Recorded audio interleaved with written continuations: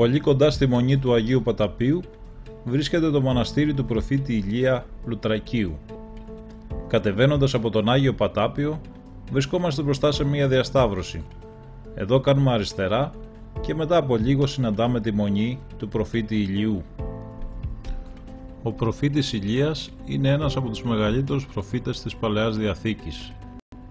Άσκησε το προφητικό του χάρισμα επί 25 έτη. Προείπε για την έλευση του Χριστού στη γη 816 χρόνια πριν.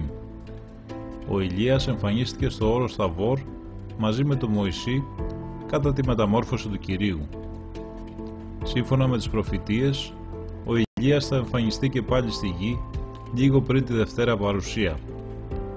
Ο Ηλίας, όπως και ο Ενόχ, ήταν οι μοναδικοί άνθρωποι οι οποίοι ανελήφθησαν στον ουρανό χωρίς να έχουν πεθάνει. Το μοναστήρι είναι γυναικείο και εντός του βρίσκεται ένα παρεκκλήσιο του Αγίου Ιωάννου του Σιναήτη, καθώς και το εντυπωσιακό σπήλαιο του προφήτη Ηλία. Το καθολικό και τα κελιά είναι τοποθετημένα στην κορυφή του υπερυψωμένου κτίσματος. Από εκεί μπορούμε να θαυμάσουμε την υπέροχη θέα στον κορυφαιακό κόλπο και όλη την πόλη του Λουτρακίου.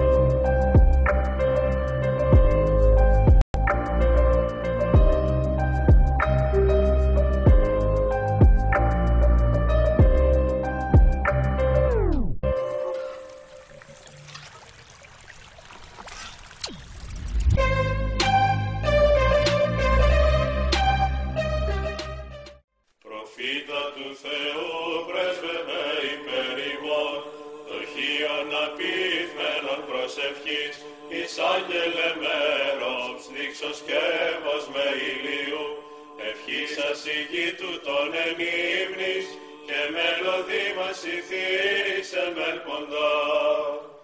Προφήτα του Θεού πρέσβευε υπέρ ημών, ειδήν κατηξίωσε ηλίου, εν το θαβορείο τη λαμπρότητα του Χριστού, οι πάντας θεάσαστε εν πόνο, τους ετοιμώντας απά. Και αυτή είναι η μονή του προφήτη Ηλία, και αυτό είναι ένα γυναικείο μοναστήρι, πάρα πολύ κοντά στο Νόσιο Πατάπιο είναι. Κατεβαίνοντας, κάνεις λίγο αριστερά, αντί να πας με το δεξιά στον δρόμο που επιστρέφει για Λουτράκι. Στην πρώτη διχάλα κάνεις αριστερά και μετά από 3-4 λεπτάκια είσαι εδώ. Αξίζει την επίσκεψη και εδώ, πολύ ωραίο. Και η θέα κάτω. Προφήτα του Θεού πρέσβευε υπέρ ημών, Ιησούσος κατέφλεξας ηλίου, πεντήκοντας άνδρας ο Χωζίου του Μιαρού, κατάφλεξον πάσας αμαρτίας, τους υπροσφεύγοντας τάχιστα Θεομέ. Λίγα μέτρα μετά το πάρκινγκ του μοναστηριού, στα αριστερά μας υπάρχει ένα δρομάκι που καταλήγει πολύ πιο γρήγορα στο Λουτράκι. Περνάει μπροστά από τον οίκο Ευγυρίας της Αγίας Ελένης.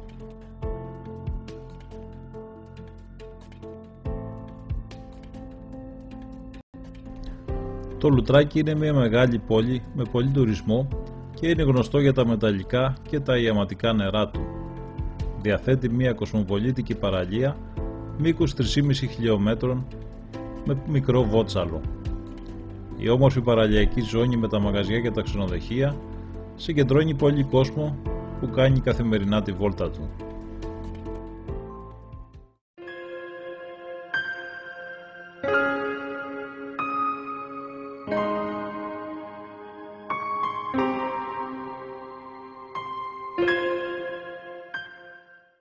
Και εδώ είναι το Λουτράκι με ένα πολύ όμορφο ηλιοβασίλεμα.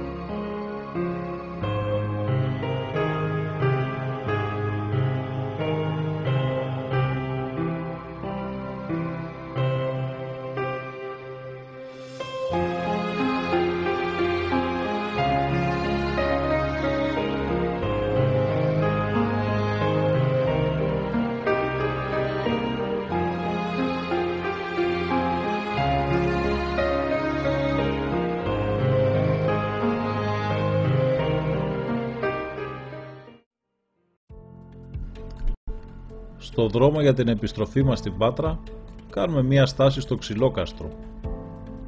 Το Ξυλόκαστρο είναι παραθαλάσσια κομμόπολη του νομού Κορινθίας με σημαντική τουριστική κίνηση το καλοκαίρι. Σημεία ενδιαφέροντος είναι το Πευκοδάσος του Πευκιά και οι παραλίες της περιοχής. Απέχει 120 χιλιόμετρα από την Αθήνα και 95 χιλιόμετρα από την Πάτρα.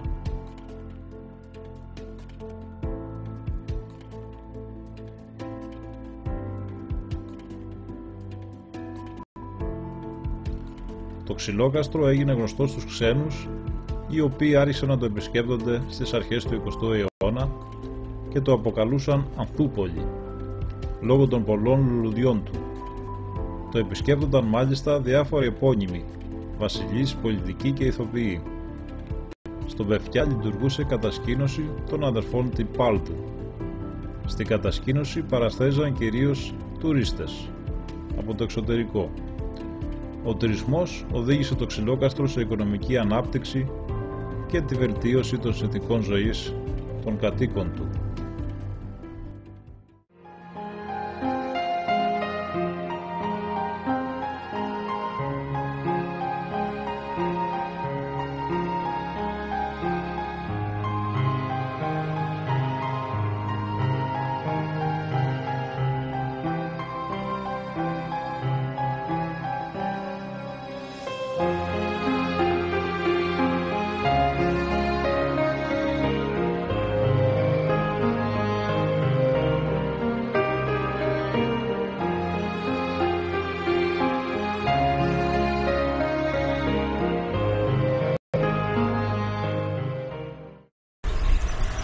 Αυτό είναι γύρι. Όποιος είναι αλλεργικός, καλύτερα μην κάτσει εδώ. Θα γίνει με τέτοια πράγματα. Ναι ρε, σαν καπνός ανεβαίνει. Ωραίο και το Ξυλόκαστρο. Ήσυχο.